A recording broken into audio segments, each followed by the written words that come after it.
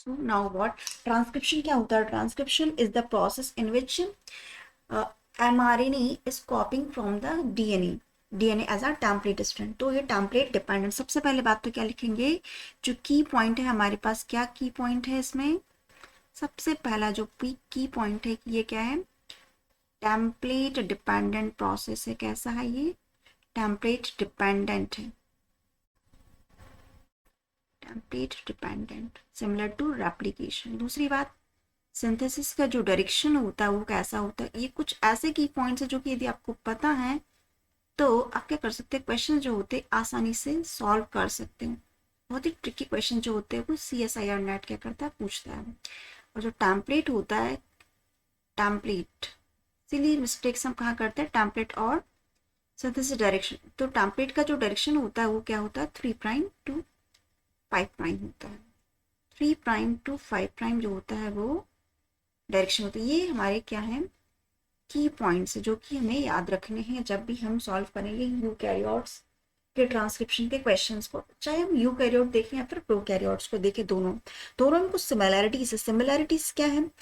जो आरएनए होता है, आरएनए पॉलीमरेज सिंगल होता है किसमें, प्रोकैरियोट सेल में।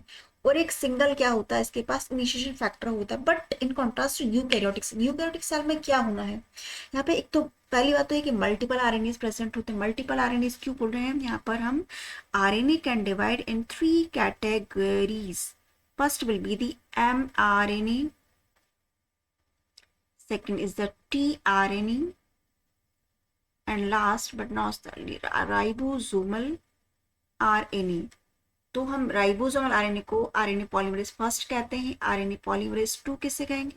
आरएनए पॉलीमरेज 2 जो होता है एमआरएनए कोड, और आरएनए पॉलीमरेज थर्ड जो होता है वो टीआरएनए को कोड करता है। कभी कभार क्या होता है, इनके ऑर्डर पूछ लेते हैं, हम आरएनए पॉलीमरेज 1 किससे कोड करें, आरएनए पॉलीमरेज किससे 2, इस तरीके से। तो थोड़ा बेसिक नॉलेज ये भी पता होना चाहिए। अब देख लेते हैं क्या होता है। हमने बात की प्रोकैरियोटिक जो सेल होती है उसमें सिंगल क्या होता है, इनिशियल फैक्टर, जिसको हम क्या कहते हैं, सिग्मा फैक्टर कहते हैं, जिसे हम सिग्मा फैक्टर कहते हैं। But in contrast to eukaryotic cell there is several types of several initiation factors are required for efficient and for promoter specific initiation in eukaryotes. Why we call it as a promoter specific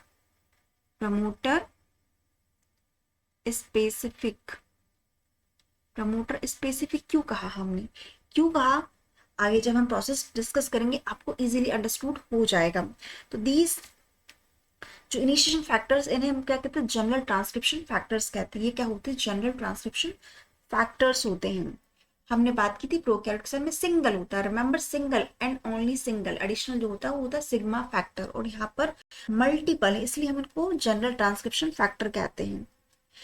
अब सबसे पहला जो दिमाग में बात रखना है वो क्या है, इन विट्रो और इन विवो। हम बात क्या करने वाले इस पूरे लेक्चर में, हम इन विट्रो कंडीशंस जो होती उस पर डिटेल में चर्चा करेंगे, ना कि इन विवो। इन विवो में पॉसिबल ही नहीं, क्यों नहीं है, इन विवो में बहुत सारी मशीनरीज इन्वॉल्व होती है, जैसे कि क्रोमोसोम में अभी क्या है, कंडेंस्ड है, उसको हम डीकंडेंस्ड करेंगे, न्यूक्लियोसोम्स पार्टिसिपेट करेंगे, जो क्रोमोसोम का पूरा स्ट्रक्चर होता है वो क्रोमोसोम की रीमॉडलिंग की जाएगी। बट हम जब हम इन विट्रो कंडीशन देख रहे हैं तो ऐसा कुछ नहीं होने वाला है। यहाँ पर सिर्फ और सिर्फ क्या होना है, इनिशिएशन, एलोंगेशन और टर्मिनेशन होना है।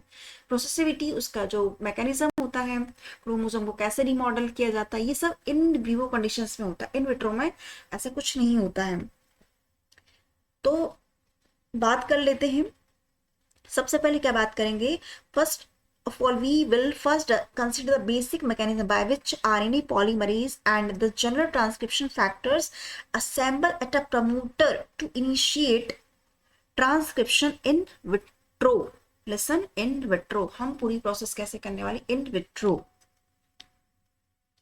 So first of all we have some basic knowledge about gene। सबसे पहले हमें जीन का थोड़ा सा नॉलेज होना चाहिए। क्यों नॉलेज होना चाहिए, हमने कहा हमारे पास डीएनए है, वेल ठीक है, हमारे पास एमआरएनए भी है, और इस एमआरएनए से हम बनाएंगे प्रोटीन। इस एमआरएनए से क्या बनाएंगे, प्रोटीन। प्रोटीन का फॉर्म हुआ जब ट्रांसक्रिप्शन हो जाएगा, तो without transcription protein can't form. तो ये हमारा सेंट्रल डॉगमा पार्ट है। तो इसी डीएनए में क्या प्रेजेंट होना है, जीन प्रेजेंट होना है। इसी डीएनए में क्या प्रेजेंट होना है, जीन।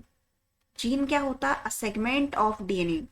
ये क्या है, एक सेगमेंट है डीएनए का, segment of DNA which can be transcribed into mRNA, which can be transcribed into mRNA। तो ये जीन है। अब इस जीन के जो होते हैं, जीन को हम दो पार्ट्स में क्या करेंगे, डिवाइड कर सकते हैं।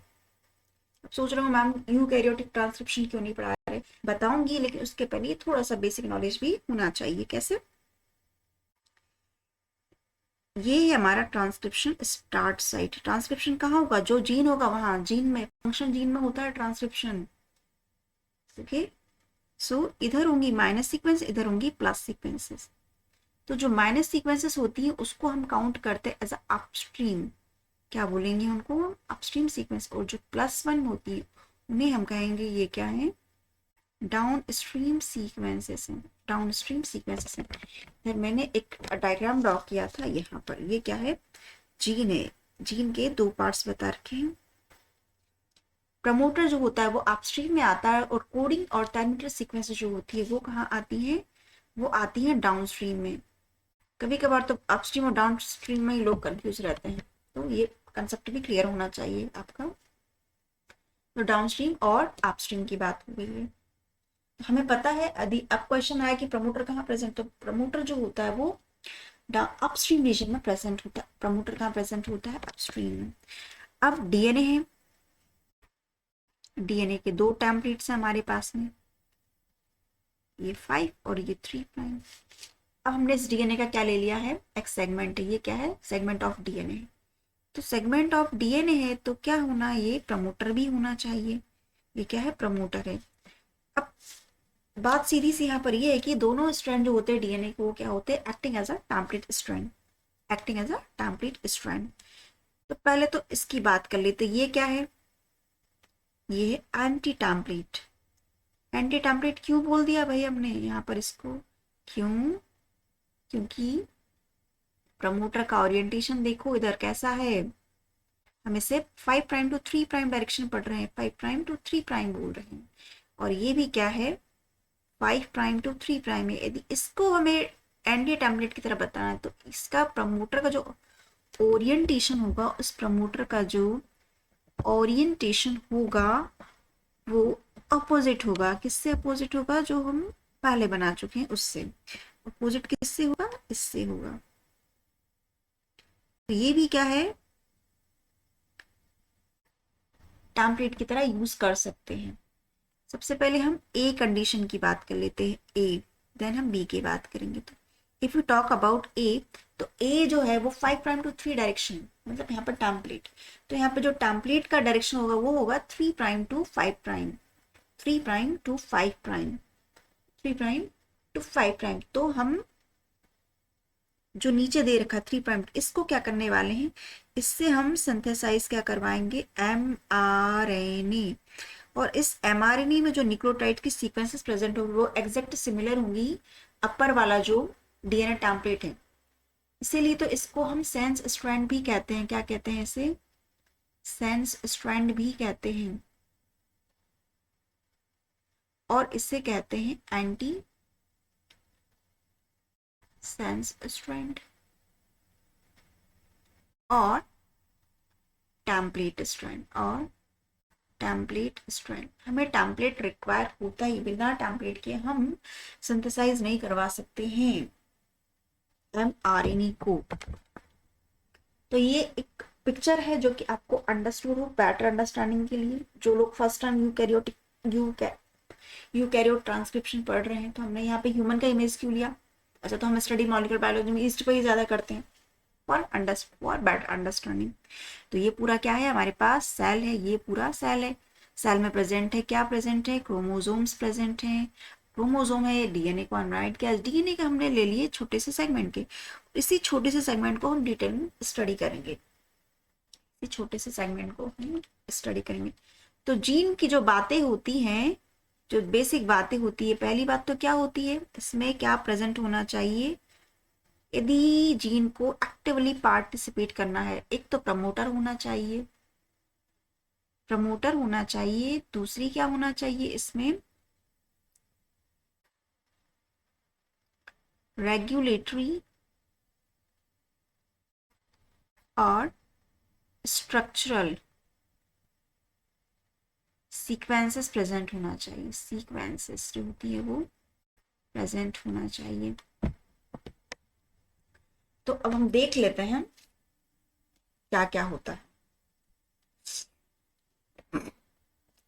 तो ये जो रीजन है, डीएनए को हमने बता दिया है, ये क्या है हमारा पूरा डीएनए है, this will be whole our DNA, double strand DNA. यहाँ पर देखिए आप एनहांसर सीक्वेंस, एनहांसर वो सीक्वेंसेस होती है एक्टिवेटर्स जो कि ट्रांसक्रिप्शन के रेट को एनहांस करवा सके, उसको कहेंगे हम एनहांसर सीक्वेंस। लिसन एक सेकेंड, इसके पहले मैं आपको प्रमोटर बता देती हूँ कि इसका एमआरएनए का प्रमोटर कैसा होता है।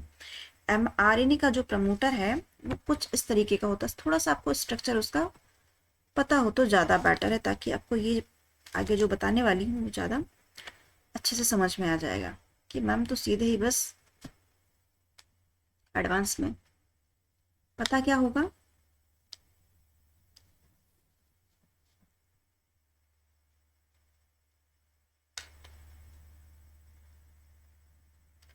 ये 5, ये 3। तो जो प्रमोटर होता है, किसका प्रमोटर, हम बात कर रहे हैं एमआरएनए के प्रमोटर। यहाँ ये प्रमोटर बना रही हूँ मैं। प्रमोटर में क्या प्रेजेंट है, ये बी रिस्पॉन्स एलिमेंट है, यहाँ पे टाटा बॉक्स, ये क्या होंगे टाटा बॉक्स, यहाँ पे डी सी ई और यहाँ होगा डी पी ई। कुछ कंपोनेंट्स है जो किसमें प्रेजेंट होते हैं, प्रमोटर में, जब हम एमआरएनए का प्रमोटर ड्रॉ करते हैं। डाटा बॉक्स प्रेजेंट है। अब जरूरी नहीं कि चारों के चारों एलिमेंट्स हो, बीच में इनिशिएटर सीक्वेंस भी होगी, बीच में क्या होना है, इनिशिएटर सीक्वेंस भी होगी। इनिशिएटर सीक्वेंस से तो आरएनए ट्रांसक्रिप्शन स्टार्ट होगा। तो जरूरी नहीं कि चारों के चार एलिमेंट्स प्रेजेंट हो, कभी कभार 2 एलिमेंट हो तो भी ट्रांसक्रिप्शन जो होता है वो स्टार्ट हो जाता है। ओके, तो यही वो रीजन है जहाँ पे सारे क्या होने हैं, मल्टीपल मशीनरी जो जनरल ट्रांसक्रिप्शन फैक्टर्स है वो क्या आने हैं, आगे बाइंड हो जाने हैं इस प्रमोटर पर। ये क्या है, यूकैरियोटिक प्रमोटर, क्योंकि स्टार्ट क्या करना है हमें, ट्रांसक्रिप्शन। तो ये एनहांसर सीक्वेंस एक्टिवेटेड डिस्टल है, प्रमोटर है। हमने बात कहाँ से की थी, यहाँ से। उसके पहले यहाँ पे एक्टिवेटर्स भी प्रेजेंट और एनहांसर भी प्रेजेंट है, और DNA digital control element DCE, हमने डीसीई को लास्ट में प्रमोटर के पीछे बनाया था, बट हम आगे भी लिख सकते हैं। अब ये क्या है, प्रमोटर है। प्रमोटर में क्या कह दिया हमने, यहाँ पर प्रेजेंट क्या है, प्रमोटर में क्या प्रेजेंट है, यहाँ पर टाटा बॉक्स प्रेजेंट है, टाटा बॉक्स प्रेजेंट है। ये क्या है हमारा, टाटा बॉक्स है, और ये जीन है जिसका क्या होना है, ट्रांसक्रिप्शन होना है। अब क्या होगा, जब ट्रांसक्रिप्शन को हमें क्या करना है, स्टार्ट करवाना है, तो डायरेक्ट ट्रांसक्रिप्शन स्टार्ट नहीं हो जाता, उसके लिए हमें पहले प्री इनिशिएशन कॉम्प्लेक्स होता है वो फॉर्म करवाना रहता है। कुछ डीएनए बाइंडिंग प्रोटीन्स होते हैं, कुछ जनरल ट्रांसक्रिप्शन फैक्टर्स होते हैं, ग्रुप ऑफ प्रोटीन्स हैं ये जो कि सिमिलर और कोऑर्डिनेटेड फंक्शन करेंगे, और सब साथ में फंक्शन करके तब जाके क्या हो जाना है, ट्रांसक्रिप्शन का प्री इनिशिएशन कॉम्प्लेक्स को फॉर्म होगा। Without pre initiation complex initiation can't take place. तो सबसे पहले हम बात कर लेते हैं होना क्या है। सबसे पहले तो डीएनए को हमने अनबाइंड किया है, ये आरएनए पॉलीमरेज डायरेक्ट अभी डीएनए को अनबाइंड किया है, तो प्रोसेस कैसे होगी वो बता देते हैं। डीएनए है, डीएनए है, ये क्या रीजन है, डीएनए रीजन है, डीएनए का रीजन है ये।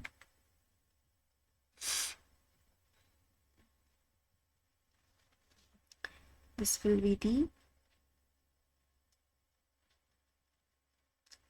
डीएनए। तो यहाँ पर हमने बोला था बी रिस्पॉन्स एलिमेंट प्रेजेंट है, यहाँ पे टाटा बॉक्स प्रेजेंट है, यहाँ पर इनिशिएटर सीक्वेंस प्रेजेंट है, और यहाँ पर D C E and D P E present है, डी पी ई प्रेजेंट है। तो ये तो क्या है, हमने स्टार्ट बता दिया, ट्रांसक्रिप्शन स्टार्ट हो गया इनिशिएशन, बट एक्चुअल में इनिशिएशन ऐसा नहीं होता है। उसके पहले बहुत सारी क्या होनी है, मशीनरीज यूज होनी, उसके लिए उसके पहले बहुत सारी क्या होगी, मशीनरीज यूज हो जाएंगी। उसके पहले क्या होना है, बहुत सारी मशीनरीज यूज हो जाएंगी। मशीनरीज कौन कौन सी हैं जो कि पार्टिसिपेट करेंगी प्री इनिशिएशन कॉम्प्लेक्स को फॉर्म करने के लिए, उसकी हम स्टडी डिटेल में स्टडी करते हैं। होता क्या है, होता क्या है, होता ये है कि हमारे पास क्या होना है,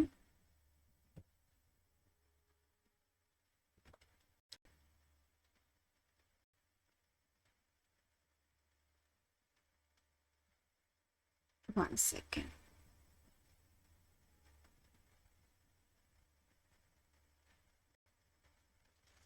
तो प्रमोटर है, प्रमोटर पे ही क्या होना है, प्रमोटर सीक्वेंस जो जीन होता है उसमें जीन जीन को एक्टिवेट करना है।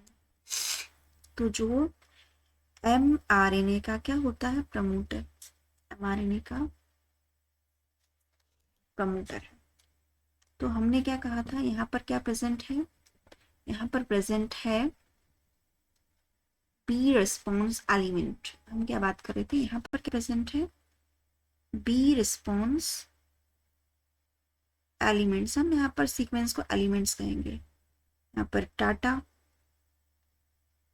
यहाँ पे initiator sequence, this will be the initiator, DCE and DPE, DCE and DPE। ये हमने कुछ सीक्वेंसेस बना दी हैं, किसमें, प्रमोटर में। प्री इनिशिएशन, सबसे पहले हम क्या करें, प्री इनिशिएशन, ये बेटर अंडरस्टैंडिंग के लिए है आपकी। सबसे पहले आपको प्री इनिशिएशन कॉम्प्लेक्स कैसे फॉर्म होता है वो पता होना चाहिए। तो ऑर्डर ऑफ कुछ जनरल ट्रांसक्रिप्शन फैक्टर्स हैं जो कि इन्वॉल्व होने वाले हैं, जो कि इनिशिएशन को असिस्ट करने वाले हैं, प्रिपरेटरी मतलब प्रिपरेशन करने वाले हैं। तो जो ऑर्डर होता है वो बहुत अच्छे से आपको ध्यान में रखना है।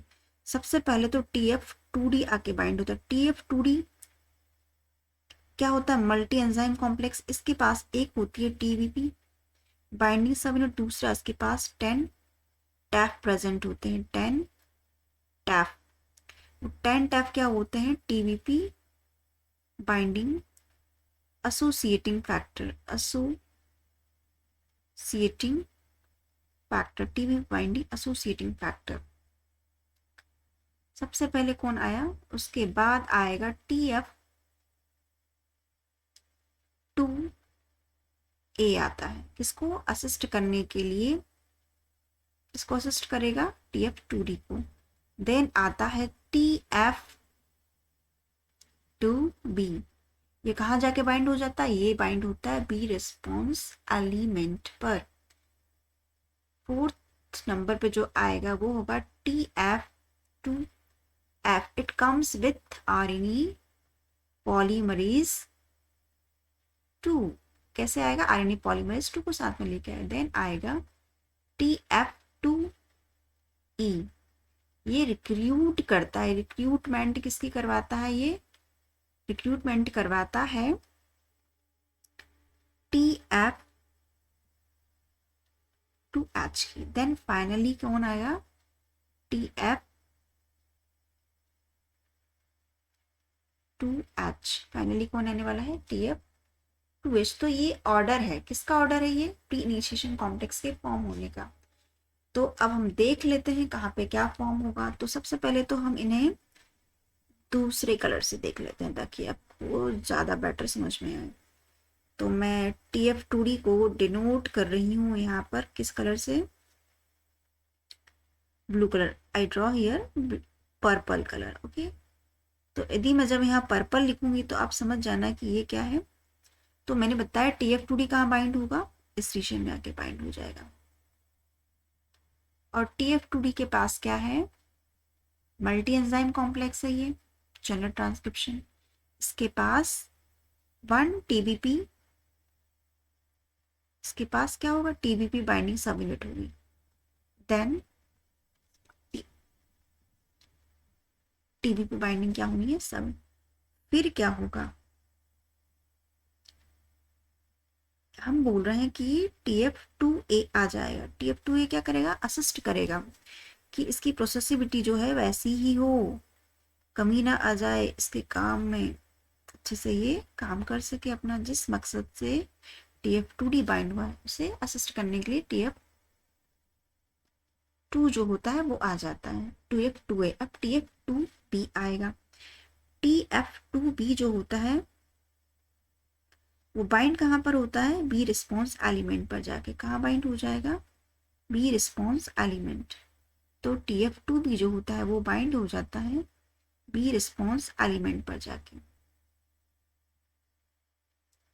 ओके, देन उसके बाद TF2H, it comes with the RNA polymerase.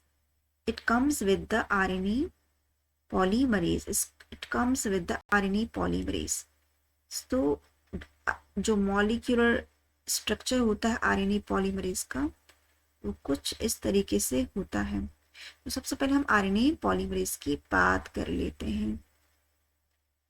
RNA polymerase ये क्या है, हमारा RNA पॉलीमरेज 2 है, कुछ ऐसा दिखता है RNA पॉलीमरेज 2। इसके पास क्या होती है, ये जो रीजन है इसको कहते हैं alpha C T T tail. Alpha C T tail में एक कैरेक्टरिस्टिक है जो सारे के सारे यूकैरियोट्स में जो है कंजर्व सीक्वेंस है, वो कैरेक्टर है जो वो है हेप्टा अमीनो एसिड्स का जो होता है वो रिपीट्स प्रेजेंट होता है। YSPTSPS, YSPTSYSPTSPS।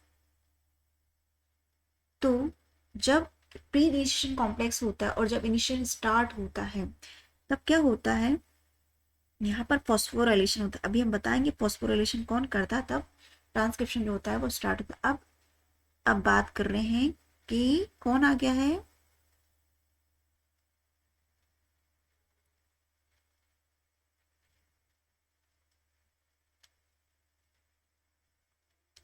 RNA पॉलीमरेज आ गए। RNA पॉलीमरेज किसको लेकर आया है साथ में,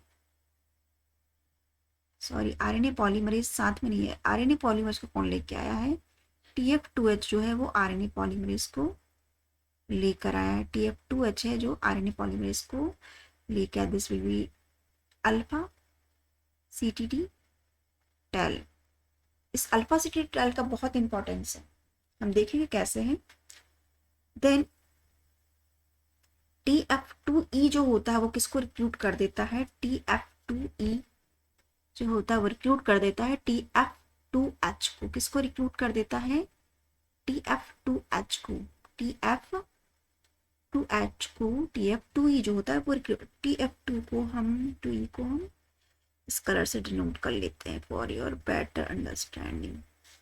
तो TF2E कहीं यहाँ आके बाइंड हो गया है।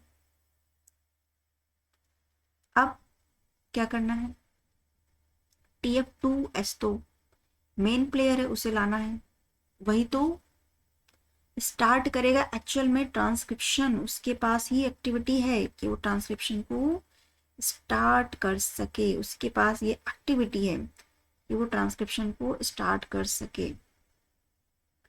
तो ये हमारा है TF2H। ये क्या है, TF2H। इसे हम दूसरे कलर से कर लेते हैं, थोड़ा बेटर दिखे ताकि, तो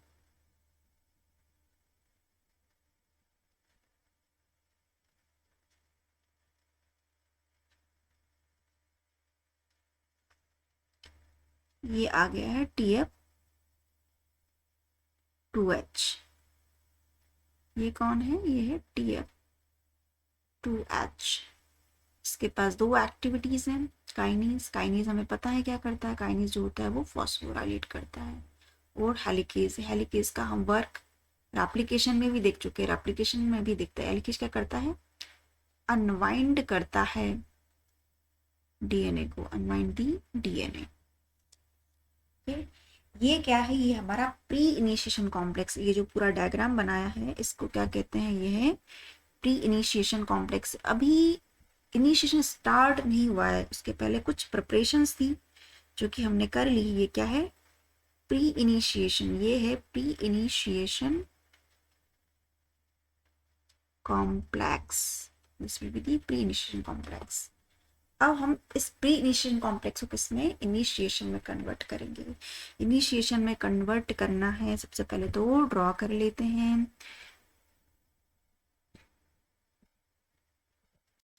क्या था पहले, कौन सी सीक्वेंसेस प्रेजेंट थी? तो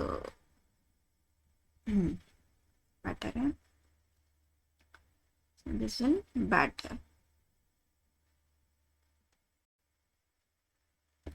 हमने बताया था यहाँ पर बी रिस्पॉन्स एलिमेंट प्रेजेंट है, यहाँ पर डाटा बॉक्स था, और यहाँ पर इनिशिएटर सीक्वेंस, और यहाँ पर DCE element, this will be the DPE element.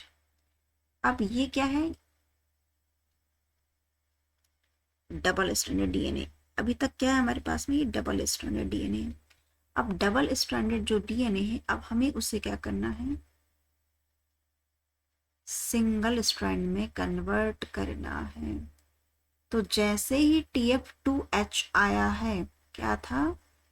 TF2H entry लेते हैं, TF2H जैसे ही आता है वैसे ही क्या होते हैं?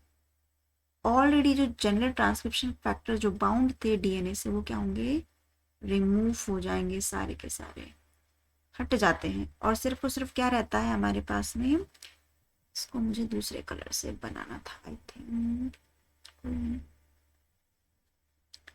तो हम RNA पॉलीमरेज का कलर चेंज करें, ठीक है। यहाँ पर कौन बाइंड हो जाएगा? RNA polymerase. और RNA पॉलीमरेज के साथ कौन है?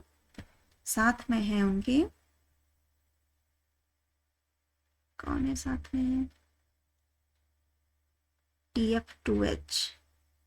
TF2H आखिरी तक रहेंगे, जब तक इलोंगेशन चलेगा, जब तक कि टर्मिनेशन नहीं हो जाता, तब तक TF2H जो होगा वो बाउंड रहेगा। इसकी अल्फा CTT टेल जो होगी वो इम्पोर्टेंट रोल प्ले करने वाली, वो हम देखेंगे आगे कैसे होगा। तो ये क्या है? 5-3-5-3। अब हमारा इनिशिएशन जो है वो यहाँ पर क्या होगा? जब प्रमोटर का क्या होता है? क्लियरेंस हो जाता है, प्रमोटर का क्लियरेंस। प्रमोटर क्लियरेंस यदि ले जाता है RNA पॉलीमरेज, तब हम कहते हैं कि अब क्या हो गया है? ट्रांसक्रिप्शन जो है वो स्टार्ट हो गया है। Now transcription will be start. ये ट्रांसक्रिप्शन का प्रोसेस जो है वो स्टार्ट हो गया है। तो क्या होना है? यदि हम इससे क्या कह रहे हैं? ये टेम्परेट स्ट्रैंड है, तो यहाँ से क्या होगा? mRNA ट्रांसक्राइब होना शुरू हो गया है। यहाँ पर mRNA क्या है? ट्रांसक्राइब होना शुरू हो गया है। तो ये है इनिशिएशन पूरी कहानी। इसके बाद फर्दर जो होगा वो इलोंगेशन, फर्दर जो प्रोसेस है वो इलोंगेट होता जाएगा, और इनिशिएशन के बाद इलोंगेशन स्टार्ट हो जाएगा। इनिशिएशन के बाद इलोंगेशन स्टार्ट होता है। तो इलोंगेशन कैसे होता है वो भी हम देख लेते हैं, और इलोंगेशन को हम दूसरे चैप्टर में, दूसरे सेशन में डिस्कस करेंगे। अभी के लिए इतना ही। Thank you.